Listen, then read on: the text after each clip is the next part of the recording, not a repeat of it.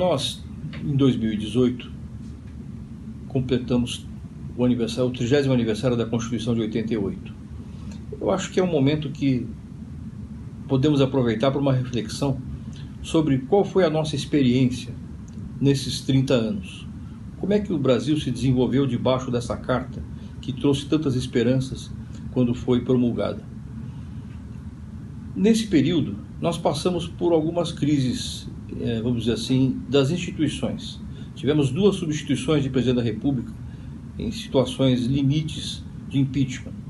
Não é pouco. E essa experiência nos apresenta uma primeira conclusão, que é de que as instituições, apesar de tudo, funcionaram bem, mostraram uma certa maturidade. Essas crises se resolveram dentro dos limites da lei e da Constituição, sem grandes desarranjos, sem grandes solavancos, o que é um dado positivo.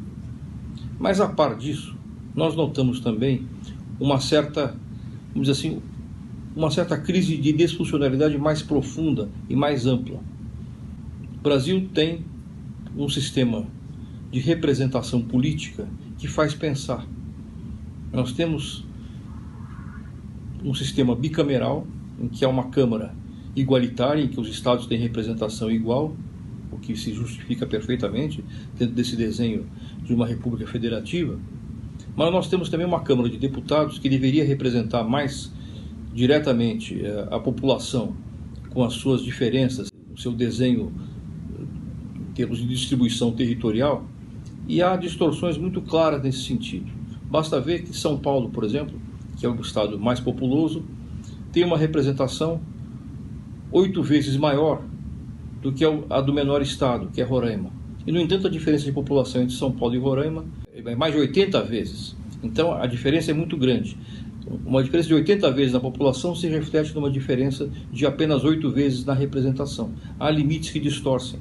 Há limites mínimos, cada estado tem no mínimo 8 representantes, e no máximo tem 70, portanto há um achatamento nas 2 extremidades, o que faz com que essa distorção se torne bastante sensível. Além disso, nós temos também um sistema eleitoral para o Congresso que torna as eleições extremamente caras.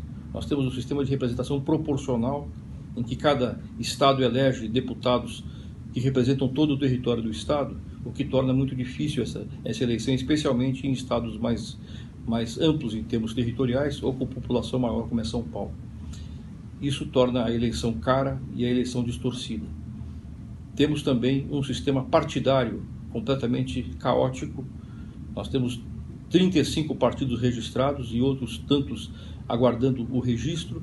Nós temos 28 partidos representados na Câmara dos Deputados, o que torna quase impossível a extração de uma maioria clara em relação às composições governamentais.